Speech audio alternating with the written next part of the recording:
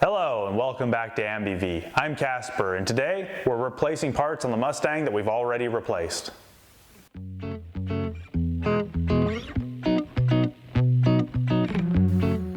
Today we will be replacing the brake booster on the 1967 Mustang again. The front brake disc conversion kit actually came with a new brake booster unit that matched the master cylinder unit that the kit came with. Unfortunately, within a couple months of having installed the kit, we ran into problems, namely that we have a vacuum leak around the push rod that connects to the pedal. So for those who aren't familiar with a brake booster, the brake booster sits on the engine side of the firewall, just inside the engine compartment, and bolts to the firewall right here. This portion protrudes into the passenger compartment and hooks to the brake pedal. When you step on the brake pedal, it pushes against this plunger, which passes through a diaphragm here and into the engine compartment, where it pushes against the master cylinder, activating the hydraulic brakes. In our situation, the vacuum that's being applied to this side by the engine is causing a leak on this side to where the pedal assembly enters. So this plunger is leaking around it.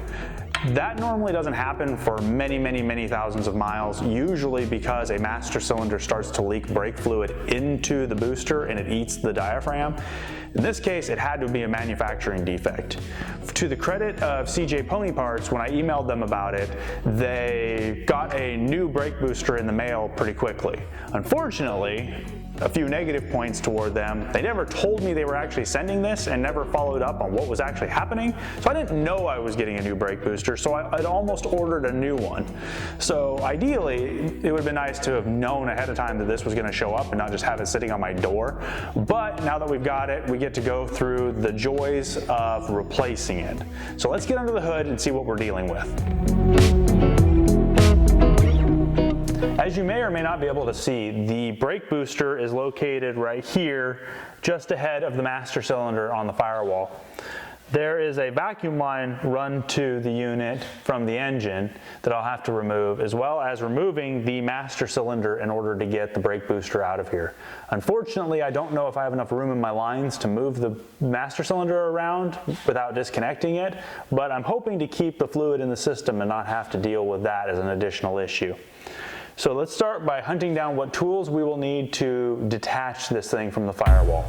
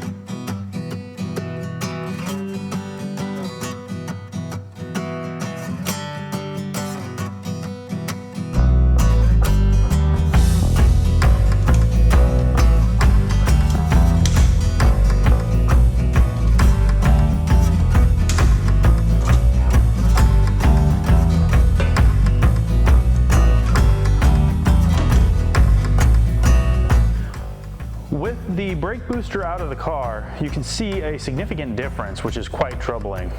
So this is the failed brake booster, this is the new brake booster. This bad brake booster has its stud shortened here manually. Somebody ground this off and just cut it off with like a die grinder. This one is already shortened and nicely powder coated and has nice matching hardware. Additionally, the failed brake booster has a different sized distance between where the pin for the brake pedal goes through and where the brake light switch rides on the outside here. That was the problem I had and that I argued with our customer service about and ended up having to modify my brake light switch to fit. The new one has a much smaller distance between inside and outside, which probably is closer to correct. So I think they sent me the wrong brake lights, or the wrong brake booster in the first place. Let's just check this here. So the brake lights, or the brake light switch distance in the old booster that it would travel is approximately 5 millimeters, 5.74 millimeters on that measurement.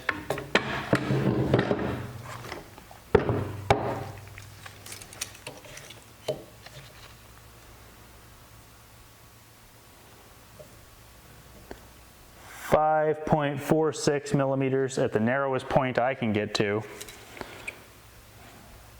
All right, let's check this one.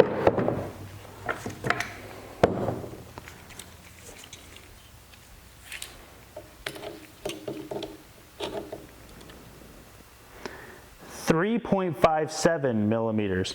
So this one is a full millimeter smaller than this one, which is almost exactly how much I had to grind off of my brake light switch to make it work in the other unit. That tells me that unit was never supposed to fit with this car's setup. So now we have a different problem. We have the issue of I had to modify components to get that incorrect brake booster to fit. So before we install this completely, we need to start testing out to see if the brake light switch will even work or if I need to find a new brake light switch. So let's go ahead and get back into the car.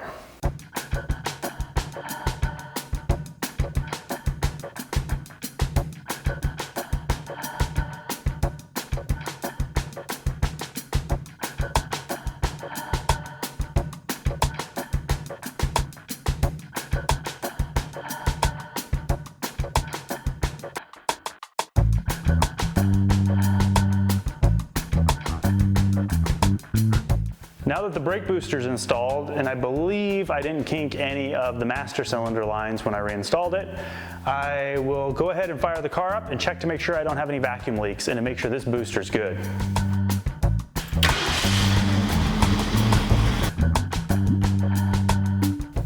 The test was a success. The booster is not leaking, the master cylinder seems to function, the pedal has a good feel to it. I had to replace the brake light switch with a brand new unit that I had sitting on the shelf. The one that I had modified to work with the previous booster was a no-go. It was way too loose to engage properly. So it was definitely the wrong booster they sent me before. This is the correct booster. So hopefully we also have solved whatever the problem was that killed the previous booster. Being that it was the wrong booster, I'm kind of leaning toward that it may have been possible that the shaft had a little bit too much of an angle into it every time the brakes were used, and that destroyed the diaphragm. But whatever the case, it looks like it's fixed, so I'm going to go ahead and wrap up the project, put away all my tools, and I'll see you all in the next video.